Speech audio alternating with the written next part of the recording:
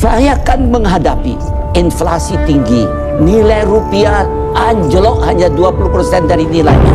Dolar berapa ribu kek? Kan kalian di desa-desa nggak pakai dolar. Saya sampaikan saya akan lawan. Apakah tragedi 1998 akan terulang di tahun 2026? Rupiah kembali menyentuh titik terlemah di era Prabowo. Harga dolar terus naik, masyarakat mulai cemas, dan perdebatan lama muncul lagi. Ada yang mengingat ucapan B.J. Habibie tentang mendahulukan kebutuhan rakyat dibanding proyek mahal negara. Tapi hari ini, publik justru ramai memperbincangkan pernyataan orang desa tidak pakai dolar. Ironisnya, saat dolar naik, yang paling dulu terkena dampaknya justru rakyat kecil. Harga pangan, BBM, dan biaya hidup ikut merangkak naik. Jadi sebenarnya bagaimana rupiah bisa jatuh sejauh ini sejak dulu hanya 3,8 rupiah per dolar? Siapa yang bertanggung jawab? Dan apakah tanda-tanda menuju krisis besar mulai muncul lagi? Inilah sejarah nilai tukar rupiah terhadap dolar Amerika Serikat dari masa ke masa. Rupiah selalu jadi soal karena nilai mata uang ini sebenarnya adalah cermin kesehatan ekonomi Indonesia. Saat rupiah melemah, dampaknya bukan cuma terlihat di layar bursa, tapi langsung terasa di dapur-dapur rumah tangga. Indonesia masih bergantung besar pada impor bahan baku, mulai dari kedelai, obat-obatan, elektronik, sampai BBM. Ketika dolar naik dan rupiah jatuh hingga menembus Rp17.600 per dolar Amerika Serikat pada bulan Mei 2026, biaya produksi ikut melonjak dan harga barang perlahan naik. Faktor global seperti perang dan arus modal asing memang berpengaruh. Tapi masalah domestik seperti utang, defisit, dan ketidakpastian kebijakan juga ikut memperparah keadaan ini. Dan seperti biasa, rakyat kecil jadi pihak yang paling dulu menanggung beban. Di era Presiden Soekarno, rupiah sebenarnya pernah berada di titik paling kuat dalam sejarah. Saat pertama kali digunakan secara nasional pada tahun 1950, nilai tukar rupiah berada di kisaran 3,8 rupiah per dolar Amerika Serikat. Angka ini menjadi rekor terkuat rupiah sepanjang masa. Namun di balik nilai kurs yang terlihat kuat, fondasi ekonomi Indonesia saat itu masih sangat rapuh. Negara baru merdeka, biaya perang besar, produksi dalam negeri lemah, dan konflik politik terus terjadi. Memasuki akhir 1950-an, situasi mulai memburuk. Ketegangan global era Perang Dingin, konflik regional, hingga perjuangan merebut Irian Barat membuat anggaran negara membengkak. Pemerintah pun mencetak uang dalam jumlah besar untuk membiayai proyek dan operasi politik. Akibatnya, inflasi meledak dan kepercayaan terhadap rupiah perlahan runtuh. Tahun 1957, rupiah jatuh ke sekitar Rp90 per dolar, lalu anjlok menjadi Rp1.205 pada tahun 1962. Puncak krisis terjadi setelah tragedi G30S tahun 1965, ketika rupiah nyaris menyentuh Rp5.000 per dolar Amerika Serikat.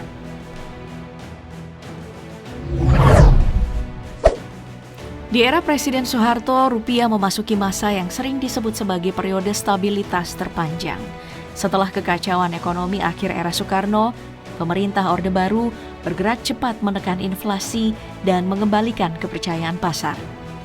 Kurs rupiah yang sempat kacau berhasil ditekan dan bertahan relatif stabil selama bertahun-tahun. Pada akhir tahun 1960-an hingga awal tahun 1990-an, rupiah bergerak perlahan dari ratusan hingga sekitar Rp2.000 per dolar Amerika Serikat. Inilah masa ketika banyak orang merasa ekonomi Indonesia sangat kuat dan terkendali. Namun, stabilitas rupiah di era Orde Baru ternyata menyimpan banyak kelemahan tersembunyi. Pemerintah menjaga kurs rupiah tetap terkendali lewat intervensi ketat, sementara utang luar negeri dan ketergantungan terhadap modal asing terus membesar.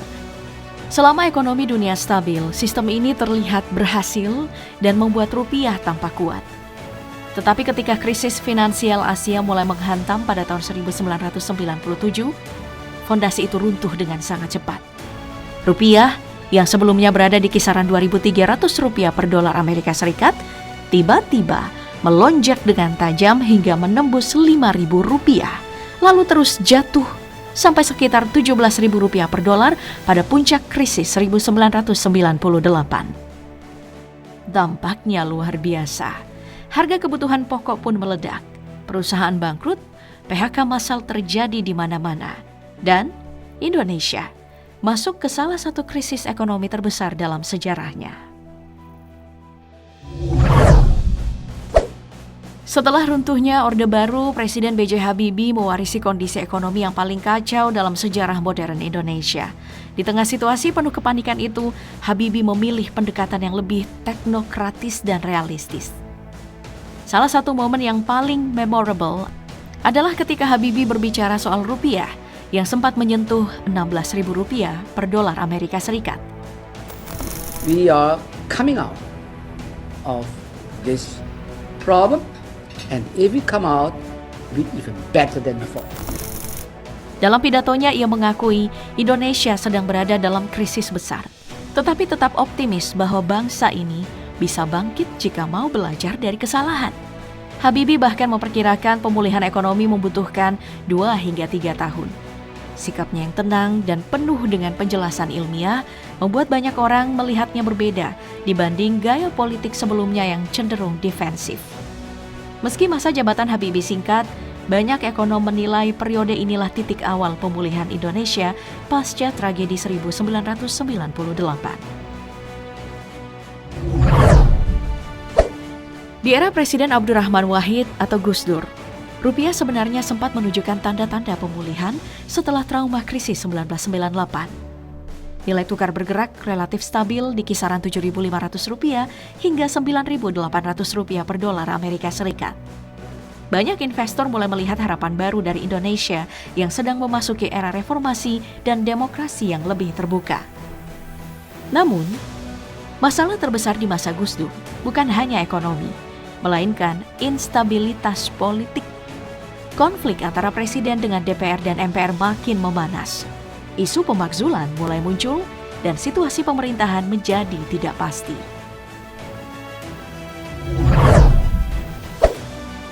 Di era Presiden Megawati Soekarno Putri, kondisi rupiah mulai memasuki fase pemulihan yang lebih tenang setelah bertahun-tahun dihantam krisis dan konflik politik. Berbeda dengan masa sebelumnya yang penuh drama politik, pemerintahan Megawati cenderung lebih senyap dan minim manuver kontroversial. Justru, pendekatan inilah yang dianggap banyak ekonom cukup efektif mengembalikan kepercayaan pasar.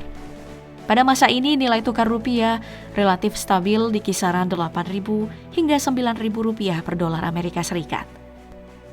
Stabilitas tersebut menjadi salah satu yang terbaik sejak krisis 1998. Pemerintah fokus menjaga disiplin fiskal, memperbaiki hubungan dengan lembaga internasional, dan melanjutkan restrukturisasi sektor perbankan yang sebelumnya runtuh akibat krisis moneter. Di era Presiden Susilo Bambang Yudhoyono atau SBY, banyak orang mengingat periode ini sebagai salah satu masa paling tenang bagi rupiah setelah reformasi. Nilai tukar rupiah relatif stabil di kisaran Rp9.000 hingga Rp10.000 per dolar Amerika Serikat. Bahkan, sempat menjadi salah satu mata uang yang cukup kuat di kawasan Asia Tenggara. Kombinasi harga komoditas dunia yang tinggi, pertumbuhan ekonomi stabil, dan kepercayaan investor membuat Indonesia menikmati periode yang sering disebut sebagai era keemasan rupiah. Di era Presiden Joko Widodo atau Jokowi, rupiah kembali menghadapi tekanan besar akibat gejolak ekonomi global. Pada tahun 2018, nilai tukar rupiah hampir menyentuh Rp15.000 per dolar Amerika Serikat, menjadi salah satu titik terlemah sejak awal reformasi.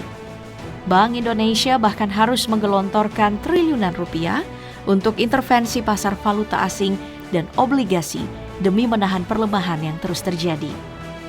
Jokowi saat itu menegaskan bahwa tekanan terhadap rupiah bukan hanya masalah Indonesia, melainkan efek dari faktor eksternal yang datang bersamaan. Mulai dari kenaikan suku bunga Bank Sentral Amerika Serikat, perang dagang Amerika dan Cina, hingga krisis ekonomi di Turki dan Argentina. Menurut Jokowi, situasi ini membuat investor global menarik dana dari negara berkembang dan kembali memburu dolar Amerika Serikat yang dianggap lebih aman.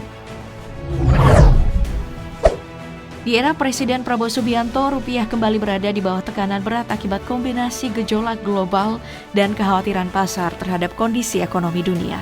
Pada tahun 2026, nilai tukar rupiah bahkan sempat menyentuh sekitar Rp17.600 per dolar Amerika Serikat, melampaui banyak rekor pelemahan sebelumnya di era reformasi. Situasi ini langsung memicu perdebatan publik karena masyarakat mulai khawatir harga kebutuhan pokok, BBM hingga biaya hidup akan ikut naik. Dan Prabowo menanggapi kritik soal rupiah yang melemah dengan mengatakan, rakyat desa nggak pakai dolar. Pernyataan ini langsung viral dan memunculkan pro kontra.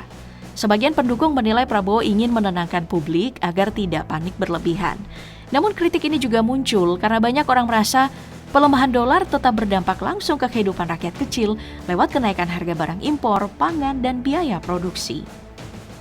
Rupiah bukan satu-satunya mata uang yang tertekan. Tetapi dominasi dolar Amerika Serikat membuat negara berkembang seperti Indonesia sangat rentan. Ketergantungan pada impor, investasi asing, dan utang luar negeri membuat rupiah mudah melemah saat krisis global terjadi. Ditambah masalah domestik, setiap gejolak dunia hampir selalu langsung menekan nilai tukar rupiah. Hari ini, semakin banyak ekonom dan politisi yang mulai mengingatkan sinyal yang terasa mirip dengan menjelang krisis 1998. Dolar melonjak, arus modal keluar, dan kepercayaan pasar mulai goyah. Ekonom senior Profesor Ferry Latuhihin bahkan menyarankan langkah darurat seperti menghentikan program MBG dan mengganti pejabat ekonomi yang dianggap tidak dipercaya market. Anggota DPR Primus Yustisio juga mengkritik lemahnya rupiah dan mendesak evaluasi Bank Indonesia. Meski begitu, Gubernur Bank Indonesia Peri Warjio tetap optimistis rupiah bisa kembali menguat pada Juli hingga Agustus 2026. Sejarah menunjukkan rupiah memang sering jatuh, tetapi Indonesia juga berkali-kali berhasil bangkit kembali. Suharto's in